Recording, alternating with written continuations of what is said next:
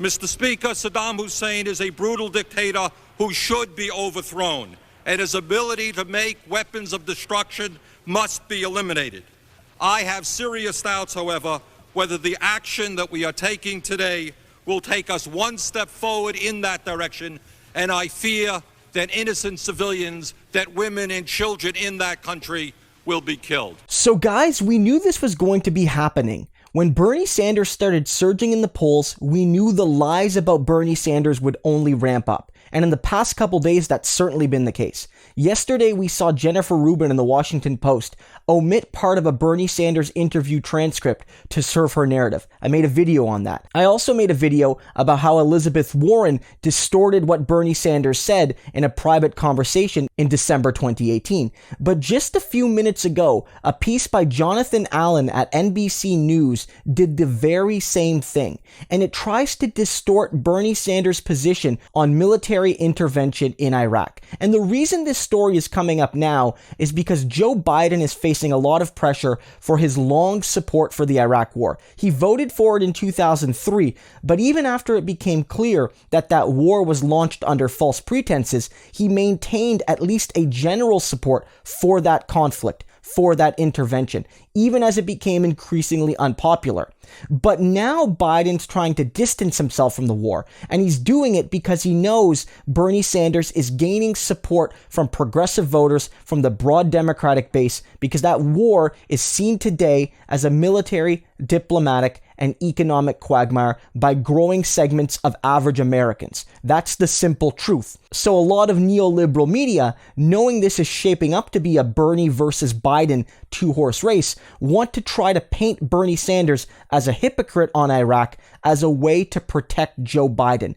And so Jonathan Allen at NBC News publishes a piece where Bernie Sanders supposedly supports military intervention in Iraq. And his quote here makes that very clear, or so it seems. Let's read the quote. Saddam Hussein is a brutal dictator who should be overthrown, and his ability to make weapons of destruction must be eliminated.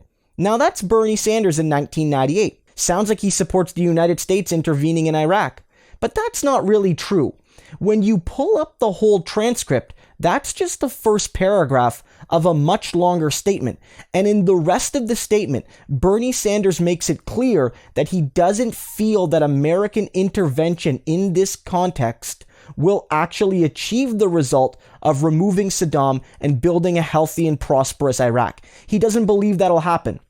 Bernie Sanders worries about the damage U.S. intervention can cause. He worries about how it sets a bad example for the global stage, about how the United States, if it is to be a world leader, can't practice what it preaches when it undertakes unilateral military intervention in foreign countries. Bernie Sanders also notes that while much of the global community supported the first Gulf War, there didn't exist such support in the late 1990s for an intervention into Iraq. And so Bernie Sanders' statement, in essence, is almost fully a rejection of U.S. intervention. What Bernie Sanders is saying is uncontroversial from my perspective. Saddam Hussein was a monster.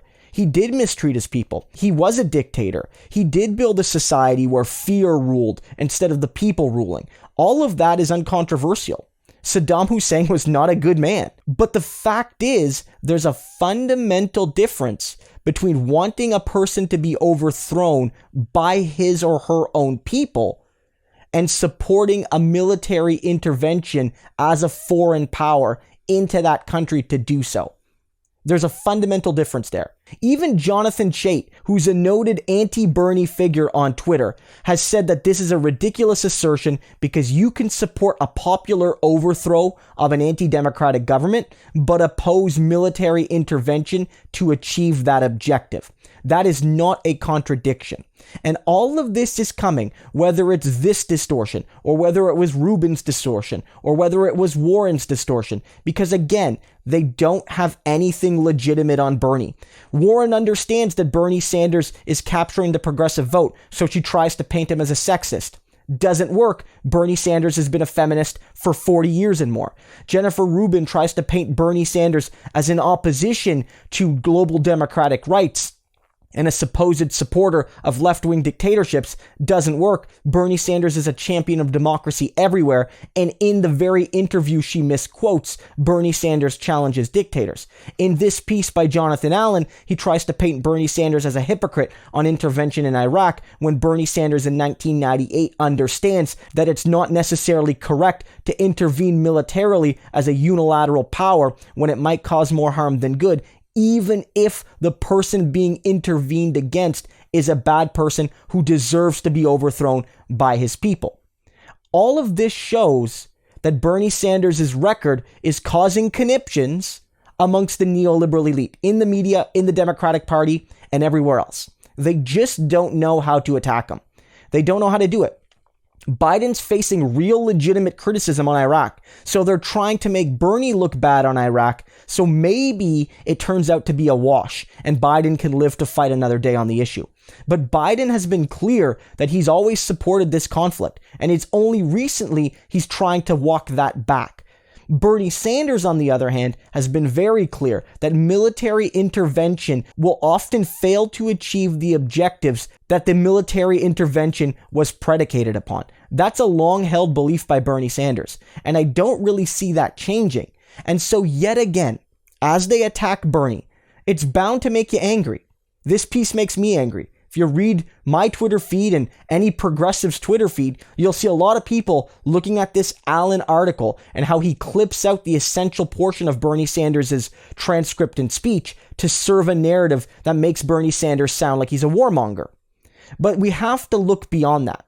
Yes, it makes us angry, but it should also make us a little happy to see this. Because honestly, if this is what they got on Bernie, they don't have very much at all.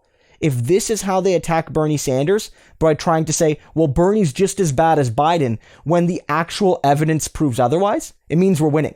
So let's keep pushing. Let's keep calling out the BS when it pops up on social media and in the mainstream media and in other sources. But let's keep strong in our belief that as long as they keep attacking us with things like this, it's a surefire sign that Bernie Sanders is on the right track.